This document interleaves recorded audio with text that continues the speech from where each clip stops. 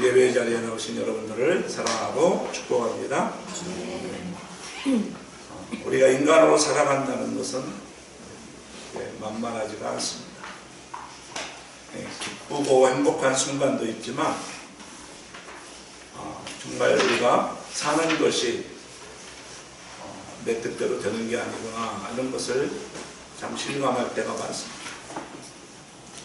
그래서 옛사람들은 인간이 살아가면서 다양한 모습으로 감정들을 표현했는데 그것이 칠정으로 희노애락 애오요 기쁨과 노여움과 슬픔과 즐거움 사랑과 미움 욕심 이렇게 7가지로 우리의 감정을 표현했습니다. 또 어떤 시인은 이렇게 노래하기도 했습니다. 수요일날 함께 나눈 말씀이기도 하지만 우리가 진흙 플러스 슬픔 이꼴 인간이다. 진흙에다가 슬픔을 플러스하면 그게 인간이다. 이게 어떤 시인이 그렇게 얘기를 했어요. 그것을 다시 바꿔서 인간 마이너스 슬픔 빼면 뭐만 남는 거예요? 진흙만 남는. 이게 우리의 삶을 이렇게 표현했어. 그래서 슬픔 없는 인생은 우리는 죽음이라고 하는 것입니다. 인간에게 슬픔이나 고통이 무엇인가? 우리가 인간에게 슬픔과 고통은 우리의 인간을 구성하고 있는, 우리의 인생을 구성하고 있는 매우 중요한 요소가 된다는 것입니다.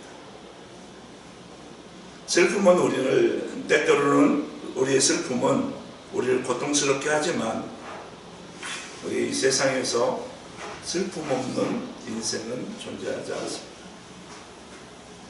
왜냐하면 이 세상은 악이 지배하는 세상이기 때문에 그렇습니다. 그래서 우리는 인생을 잘 사는 방법은 뭐냐? 슬픔을 내 인생의 동반자로 여기는 것입니다. 그래서 한번 따라서 해보겠습니다. 슬픔아, 같이 살자. 이렇게 슬픔을 나의 동반자로 받아들이는 거예요. 그런데 이 슬픔이 때로는 너무너무 힘겨워서 우리가 힘겨워서 넘어질 때도 있지만 또한 세상에는 그런 사람들이 많습니다. 말할 수 없는 고통 속에서 그 사람들이 얼마나 많은지 우리 주변에 돌아보면 참 많습니다. 그래서 시편에는 탄식시라는 게 있어요. 탐원시. 그래서 탐원시를 보면 참 슬픔에 대한 이야기를 애절하게 말하고 있어요. 그런 걸 보면 다윗도 시편 기자들도 말할 수 없는 슬픔 속에서 살았던 사람들이구나 이런 것을 느낄 수가 있어요.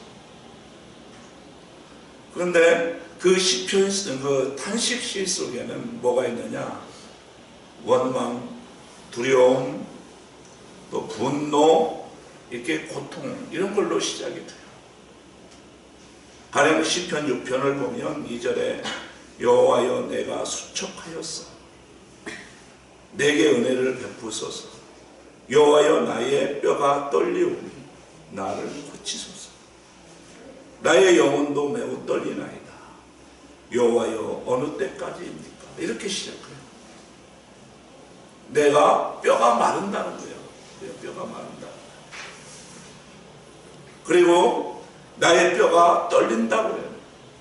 그리고 내 영혼이 심히 떨린다는 거예요. 그러면서 어느 때까지 하나님 우리가 이런 상황을 계속해야 하는 것입니까? 그런데 8절에 이르러서 보면 악을 행하는 너희는 다 나를 떠나라. 여호와께서 내 울음소리를 들으셨도다. 이렇게 마무리를 해요. 다시 말해서 1절, 2절에서는 절망으로 시작하는데 8절에서는 정말 확신으로 전환되는 것을 발견할 수 있습니다. 이렇게 어떻게 고난에서 구원으로 전환이 점진적으로 이루어지지 않고 즉각적으로 한 시편 내에서 이렇게 이루어질 수 있을까? 마치 태양이 순간적으로 밤의 어두움을 파멸하듯이 빛은 돌연히 어둠을 깨뜨리잖아요. 절망 중에 있고 슬픔 중에 있고 분노 가운데 있는데 어느 한순간 태양이 어둠을 깨뜨리면서 다가오듯이 정말 고통과 분노를 다 깨뜨리고 구원의 확신으로 다가올 수 있을까?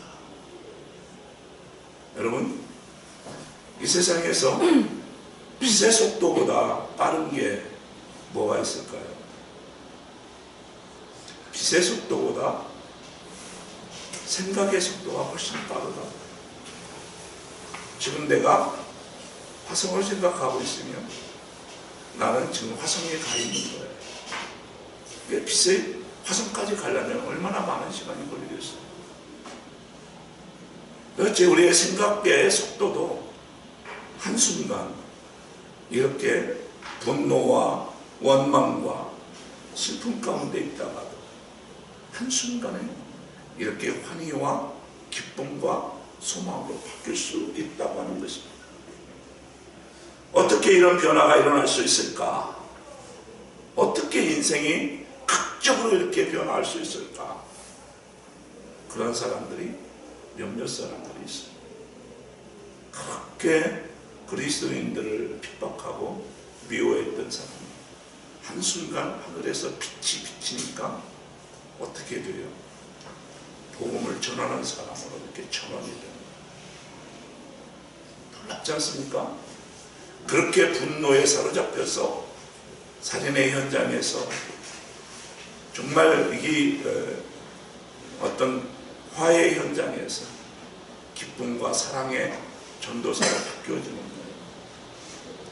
우리 성경에 보면 누가복음에 나오는 말씀이지만 삭개오라는 사람이 있지 않습니까? 참 인색한 사람이었어요. 불안이 그를 지배했던 사람이었어요. 두려움에 사로잡혔던 사람이었어요. 그런데 예수님을 만나자마자 그다가 참 위대한 자손인 것 같아요. 어떻게 그런 일이 가능할 수 있을까? 어떻게 그런 일을 기대할 수 있을까?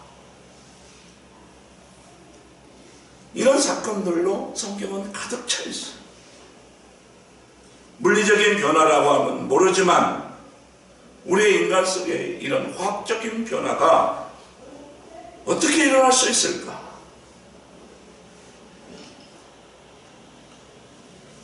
여러분, 그것은 어떻게 그런 일들이 일어날 수 있을까? 성경은 그런 극적인 변화가 하나님의 사랑을 확인했을 때, 시편 기자가 한 시편 내에서 분노와 원망과 슬픔에 사로잡혀서 모든 인생을 다 포기할 것처럼 느끼다가 그가 기도하는 가운데 그가 하나님을 만났습니다. 하나님의 사랑을 확인했을 때에 그들의 인생이 극적으로 변하는 것을 우리가 볼 수 있는 것입니다. 그래서 우리가 하나님의 사랑을 아는 것이 참 중요합니다. 그래서 우리는 하나님의 사랑을 우리가 체험하는 것이 얼마나 중요한지 모르겠습니다. 그래서 오늘 설교의 제목은 그리스도의 사랑을 아는 삶이다, 이렇게 정했습니다. 오늘 먼저 14절 15절을 우리가 오늘 본문 14절 15절을 함께 읽겠습니다. 시작. 이러므로 다시 한번 읽겠습니다. 시작. 속도를 맞춰서 시작. 이러므로 내가 하늘과 땅에 있는 각 소리에 이름을 아버지 앞에 무릎을 꿇고 비노니. 유대인들은 그 유대인 공동체를 가보니까 우리 이계수 권사님은 그걸 좀 꺼주시기 바랍니다. 유대인들의 공동체를 가보니까 유대인 공동체들에서 기도할 때에 그들은 기도를 하는데 어떻게 하냐면 이렇게 기도하죠. 그리고 그들은 손을 들고 기도하더라고요.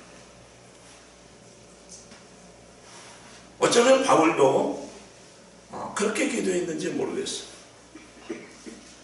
바울은 각 족속에게 이름을 주신 온 열방의 아버지, 참으로 크신 하나님 아버지 앞에 간절히 무릎 꿇고 기도합니다. 이것은 진짜로 바울이 무릎을 꿇고 기도했다고 하는 것입니다. 그만큼 간절했고 그만큼 정말 에베소 교인들에게 이루어지기를 원했던 소원이 있었다고 하는 것입니다. 이는 동일하게 우리 주님께서 저와 여러분들에게도 이 기도의 내용이 이루어지기를 소원하십니다. 그것을 우리가 발견할 수 있기를 주의 이름으로 축원합니다. 그 내용이 무엇입니까? 우리 주님이 바라시는 것은 그리스도의 사랑을 알게 해달라는 것입니다. 그리스도의 사랑을 알게 해달라고 하는 것입니다. 그것이 17절부터 19절 중반까지입니다. 한번 같이 읽겠습니다. 시작. 너희가 사랑의 가운데에서, 우리 17절부터 같이 한번 읽겠습니다. 시작. 믿음으로 말미암아 그리스도께서 너희 마음에 계시게 하옵시고 너희가 사랑 가운데서 뿌리가 얽히고 떡과가 부어져서 능히 모든 성도와 함께 지식에 넘치는 그리스도의 사랑을 알고 그 너희와 기도와 믿음과 기대가 또한 하나가 하나님의 모든 충만하신 것으로 너희에게 충만하게 하시기를 구하노라. 우리 주님은 저와 여러분들에게 지식이 넘치는 그런 삶, 다시 말해서 세상 지식과 상식을 초월하는 세상에서는 상상할 수 없는 그리스도의 사랑, 그 사랑에 깊이 뿌리 내리고 그의 사랑을 더 깊게 알고 깨닫게 되기를 바라고 계시는 것입니다. 주님이 원하시는 것은 우리가 어떤 일을 많이 하고 어떤 많은 공헌을 하고 어떤 많은 업적을 내고 이런 것을 우리 주님이 원하시는 게 아니고 그 일에 앞서 주님의 그 크신 사랑을 알고 그 사랑에 뿌리내기를 원해요. 그래서 그 터가 굳어져서 그리스도의 사랑으로 우리 삶이 세워지기를 원하시는 거예요. 여러분, 지금 제가 여러분들 앞에 설교를 하고 있잖아요. 근데 이 설교는 여러분을 사랑하는 마음, 이 사랑의 터를 세우지 않고 설교를 하면 제 입술에서 독이 나고 분노가 나가고 책망이 나고 놀랍잖아요. 사랑의 기반이 되지 않는 설교는 울리는 꽹과예요. 예수는 그리스도의 사랑이 기반되지 않는 여러분들의 헌신과 봉사와 헌금은 가치가 없습니다. 또 사랑의 힘이 얼마나 큰지 바울 사도는 불굴의 전도사입니다. 예수 그리스도의 복음을 전파하기 위해서 죽을 고비를 넘고 산을 넘고 바다를 건너 끝없는 박해와 모욕을 받았어요. 사도 바울이 그렇게 힘든 전도 여행과 핍박과 투옥의 고통을 능히 감당할 수 있었던 그 힘은 어디서 나왔을까요?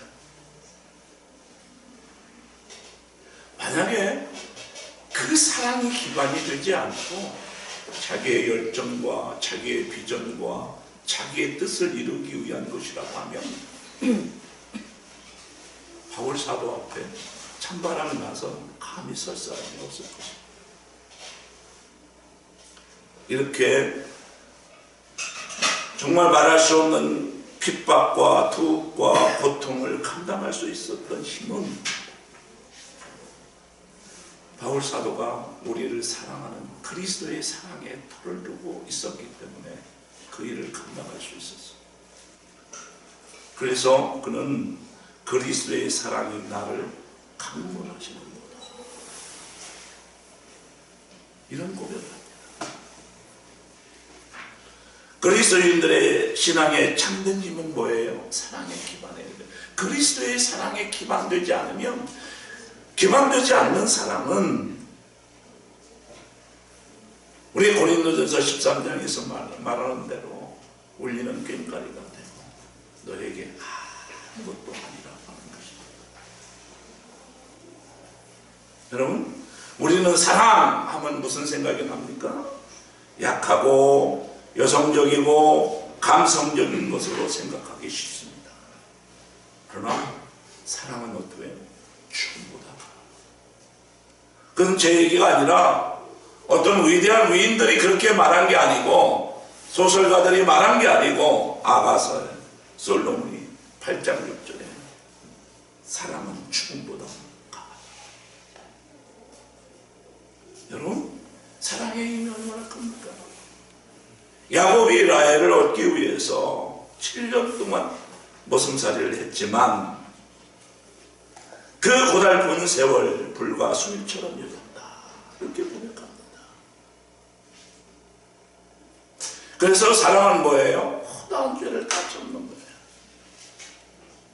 우리의 인생이 예수 그리스도의 그 사랑 위에 우리가 세워지기를 주의 이름으로 축원합니다. 여러분, 여러분의 인생에 터가 있잖아요. 우리가 우리의 삶의 터주는 땅인데요, 땅이 한번 흔들리고 나면 우리의 세계관이 다 흔들린다는 거예요. 이 땅이 뭐예요? 모든 식물도 땅에서 나와요. 건물도 땅에서 지어요. 우리는 땅을 얼마나 신뢰하는지 몰라요. 그래서 우리 어떤 나라에 가보면 큰 절벽 위에다가 그 꼭대기에다가 집을 지어요. 왜 그렇죠? 땅을 신뢰하기 때문에. 우리는 인천 랜드마크에 한번 가보면 그 터전 위에 그 60몇 층 되는 그 건물을 지어요. 왜? 땅을 신뢰하기 때문에.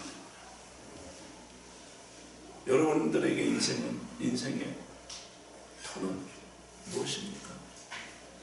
어떤 사람은 물질이 될 수도 있고, 어떤 사람은 건강이 될 수도 있고, 어떤 사람은 가족이라고 말할 수도 있고, 어떤 사람은 지식이라고 말할 수도 있고, 이 모두가 맞는 말입니다.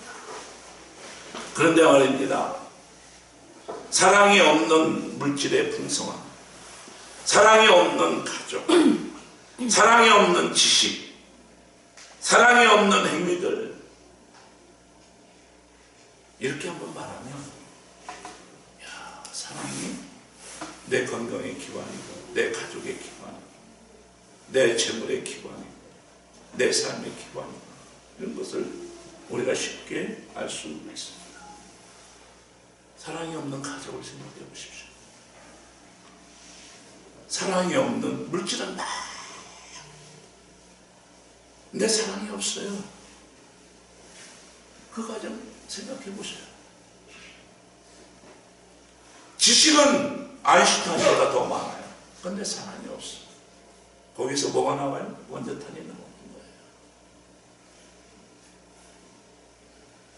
그래서 우리의 삶의 기반은 뭐 해야 된다는 거예요? 우리가 한 번도 생각하지 않았을 문제이지만 우리의 삶의 기반은 그리스도의 사랑이라고 하는 거예요. 예수의 사랑에 우리의 인생의 기반이 세워져야 여러분들의 노고도, 여러분의 땀방울도, 여러분들의 헌신도, 여러분들의 그 삶도 튼튼한 삶을 살아갈 수가 있다는 것입니다. 사랑이 없는 예배, 사랑이 없는 기도, 사랑이 없는 신앙생활, 아무것도 아니에요.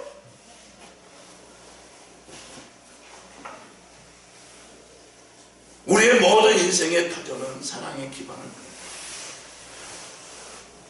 이것을 우리가 깨닫기를 바랍니다. 이것을 깨달으면 우리에게 끊임없이 밀려오는 불안과 우리에게 끊임없이 밀려오는 무력감과 소외감과 그 두려움을 극복할 수 있어. 근데 말이죠, 사랑은 혼자 하는 게 아니에요. 사랑은 자기 혼자 하는 게 아니에요. 자기 혼자만 하면 우리가 사랑하면 된다고 생각하죠. 우리 18절 한번 같이 읽을까요? 시작. 이 모든 성도와 함께 내시키는 넘치는 그리스도의 사랑을 알고. 여러분, 사랑은 누구와 하는 거예요? 누구와 같이 하는 거예요? 성도와 함께 하는 거예요. 성도와 함께 하는 거예요. 참 놀라운 거잖아요. 우리가 이 사실을 사도행전 가보면 너무너무 잘 알아요. 왜 성도와 함께 하는 것입니까? 우리는 예수님에 대한 고백이 있는 사람들이고, 성도는 뭡니까? 교회잖아요. 예수 그리스도에 대한 고백 위에 세워진 것이 교회이고, 그 교회는 바로 한 사람 한 사람이잖아요. 그래서 사랑은 누구와 함께 하는 거라고요? 성도와 함께 하는 것이에요. 그래서 공동체가 중요한 거예요. 혼자서 흙으신 사랑을 우리가 다 할 수가 없어.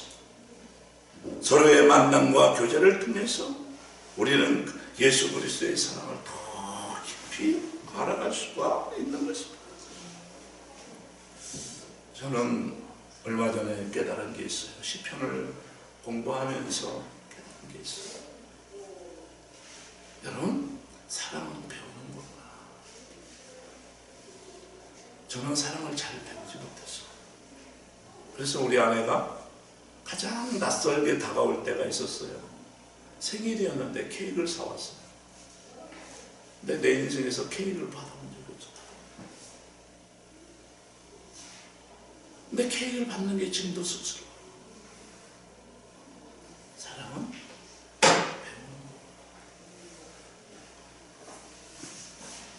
여러분, 우리 교회 다니면서, 우리가 신앙생활 하면서 사랑은 누구한테 배웠어요? 우리는 예수님에게 사랑을 배웠어요. 그래서 세상 사람들은 아가페의 사랑이 뭔지 잘 몰라요. 사랑이 뭔지 잘 몰라요. 사랑을 우리는 그냥 기껏해야 가족 사랑, 생물학적 사랑, 여기에 머물러 있어. 그게 다인 줄 알아요. 그런 사랑만 배웠기 때문에 그래요. 근데 우리는 교회 다니면서 예수님의 사랑을 배웠잖아요. 사랑이 무엇인지, 사랑을 어떻게 하는 것인지, 그걸 누구한테 배웁니까? 예수님한테. 세상이 가르쳐줍니까? 세상이 가르쳐주는 것은 연말연시돼서 쌀 나누는 거, 자기 봉급에서 조금 뭐 기부하는 거, 이런 사랑은 세상이 가르쳐주지만, 네가 대접받고자 하는 대로 나를 대접해라.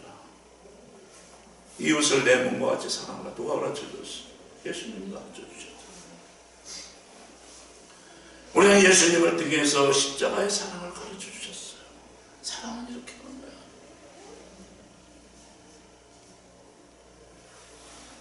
양팔을 벌리시면서 넓은 가슴으로 우리를 품으시면서 수고하고 무거운 짐진 자들 앞에 내게로 오라 말씀하셨어요.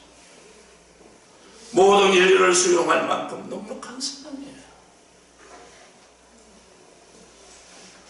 품을 수 없는 사람도 품으시는 넓으신 그 사랑. 틀린 것이 아니라 다름을 인정해주는 그런 사랑. 차별이 없으신 사랑을 누구를 통해서 배웠어요? 우리는 예수님을 통해서 배웠어요. 그의 사랑의 길이가 어떠합니까? 그의 사랑의 길이가 얼마나 긴지. 우리를 향해 오래 참아주시는 그 사랑, 창세전부터 우리를 택하시고 지명하여 불러주시고 하나님의 자녀로 삼아주셨던 그 사랑, 그 영원한 사랑. 또한 그 사랑의 높이가 어떠했습니까? 그 치고하고 말할 수 없는 그 사랑. 원망하죠. 십자가 지시면서 원망하죠. 로마서에 보면 예수님의 성품 가운데 가장 어떤 성품이 뭐냐면 신실한 페이스북. 우리 인간이 그렇게 배신하고 그렇게 욕심쟁이고 이기주의적으로 하나님 앞에 서야겠던 것을 다 깨뜨리고 흥청망청 자기 마음대로 살아왔다. 그 예수님이 우리에게, 하나님이 우리에게 다가오실 때는 우리에게 그 약속을 신실하심으로 이루어가시는 그 사랑. 예수님의 그 사랑의 깊이는 어떻습니까? 얕은 사랑이 아니에요. 타락한 죄인과 낮은 자들을 찾아오셔서 십자가에서 죽기까지 낮아진 그 사랑. 여러분, 사랑은 배우는 겁니다. 우리는 그 사랑을 배우는 거예요. 우리는 예수님을 통해서, 예수님의 사랑을 통해서 우리가 가지고 있는 무지를 벗어버렸어요. 야만을 벗어버렸어요. 동물적인 사랑을 벗어버렸어요. 인간이 되었어요. 사람이 되었어요. 동물도 자기 자식 사랑하는 것은 동물도 합니다. 자기 가족 사랑하는 것은 동물도 해요. 우리는 예수님을 통해서 사람이 되었어요. 야만을 벗어버렸어요. 참 인간이 되었어요. 얼마나 멋집니까? 좀 전에도 말씀을 드렸지만 사랑은 어떻게 하는 거라고요? 사랑은 성도와 함께 하는 것이에요. 참 중요한 것이에요. 캘리포니아가 원산지 적갈색의 치미오스 레드우드라는 나무가 있다. 그 나무는 세계에서 가장 큰 나무라고 해요. 그 나무는 키가 100m 이상 자랍니다. 이 나무는 공룡시대부터 북반구를 지배한 그런 나무로 꼽히는데요. 이 둘레가 어른들이 20명이 손을 잡아야 이 둘레를 감쌀 수 있다고 해요. 그래서 식물학자들이 이 레드우드라는 나무를 연구했는데, 그러면 이 정도의 나무 20명 정도가 이렇게 손을 잡고 이렇게 잡아야 나무 둘레를 측정할 수 있는, 안을 수 있는 그런 나무. 높이는 어떻게 해요? 100m 이상 자라는 그 나무의 뿌리는 얼마나 될까? 참 깊을 것 같잖아요. 이게 놀라운 것은 3m, 4m밖에 안 된다. 근데 이상에서 계속 연구한 결과 그 나무가 지탱할 수 있었던 것은 옆에의 나무들의 뿌리와 서로 굳건하게 연결되어 있음을 알 수 있었다고 해요. 그래서 사람들은 그 나무의 이름을 더불어 사는 나무다, 이렇게 이름을 지었다고 해요. 여러분, 사랑은 어떻게 하는 거라고요? 성도와 함께 하는 거예요. 성도와 함께 하는 거예요. 그리스도의 사랑을 알게 해달라고 하는 바울의 기도는 단순하게 머리로 아는 그런 사랑이 아니고, 지식으로 아는 그런 사랑이 아니라 경험으로 아는 그런 사랑을 누가? 에베소 교회 성도들이 알게 해달라는 거예요. 여러분, 예수 그리스도의 사랑을 머리로 단순하게 지식으로 아는데 그치는 것이 아니라 저와 여러분의 가슴 속에서, 그리고 공동체를 통해서 함께 교제하면서 더욱 깊어가고 체험해가고 알아가는 그런 저와 여러분이 되기를 주의 이름으로 축원합니다. 유아 성탄절에는 그런 사랑을 우리가 체득했으면 참 좋겠어요. 우리 인생의 기반이 뭐라고요? 그리스도의 사랑이라고. 사랑은 어떻게 하는 거라고요? 성도와 함께 하는 거예요. 그래서 사랑은 배우는 거라고요. 사랑은 어떻게 하는 거라고요? 알아가는 거라고요. 예수님의 십자가는 하나님의 사랑의 결정체예요. 그런데 그 사랑의 너비와 깊이, 길이와 높이가 너무나 커서 우리가 평생을 그 사랑을 알아가도 알 수가 없어. 이 말씀을 마칩니다. 우리가 살아가다 보면 우리의 삶의 터가 흔들릴 때가 있어. 우리가 믿는 터 위에 우리의 인생과 가정, 인생의 가정과 성공과 명예의 탑을 쌓아요. 여러분 각자가 이렇게 그 터, 여러분들이 믿는 터가 있잖아요. 그 터가 있어요. 여러분들이 믿는. 어떤 사람은 직장이라고 하는 그 턱이 있어요. 그 직장에서 한 30-40년 근무하고 나서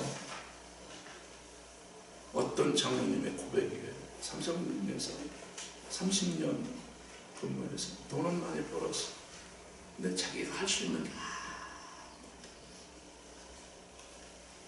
내가 이 시간을 예수님에게 투자했더라면 내 인생이 이렇게 전형적이고 무력하고 고독하지 않았습니다. 각자가 믿는 인생의 터가 있어요. 그런데 그 터 위에 우리는 나름대로의 탑을 쌓아가요. 어떤 탑이든지 쌓아나가요. 어떤 사람은 거기에 가정이라는 탑을 쌓아가기도 하고, 어떤 사람은 자기의 인생의 명예를 쌓아가기도 하고, 다양한 모습으로 탑을 쌓아가요. 그런데 살다 보면 비바람이 칩니다. 눈보라가 칩니다. 그런데 이 집이 흔들리는 게 아니라 터가 흔들려요. 그런데 쌓는 것은 몇십 년에 걸쳐서 쌓는데 무너진 것은 어떻게 한순간에 무너져요. 우리가 나이 들어서 가장 주위에 이렇게 그런 거예요. 한순간에 무너져요. 무너지는 순간 그 탑들이 뭐예요? 다 뭐가 돼요? 먼지가 돼서 다 날아가 버려요. 그러나 터가 무너지는 순간은 어떻게 해요? 여전히 하늘에는 변함이 없어요. 하늘은 고요하기만 해요. 이 사실이 중요해요. 하늘은 여전히 높고 푸르러요. 땅이 근원과 함께 갈라지는 지진의 순간에도 하늘은 여전히 고요하기만 해요. 이 사실이 중요해요. 사랑하는 성도 여러분, 우리의 인생의 터는 그리스도의 사랑. 어떻게 사랑해야 된다고요? 성도와 함께 살아라. 성도와 함께, 그리스도인들과 함께 나누는 거예요. 이럴 때 우리의 그 터는 비바람이 치고 폭풍우가 쳐도 무너지지 않아요. 그리고 우리의 인생에 가장 아름다운 최후의 말을 할 수 있게 될 거예요. 우리 대강절 3번째 시간을 지나고 있어요. 우리 그 사랑의 화신인 사랑의 모습으로 오신 그 예수님을 만나고 감격하고 알아가고자 하는 그런 소망이 있는 그런 대림들이 되기를 주의 이름으로 축원합니다.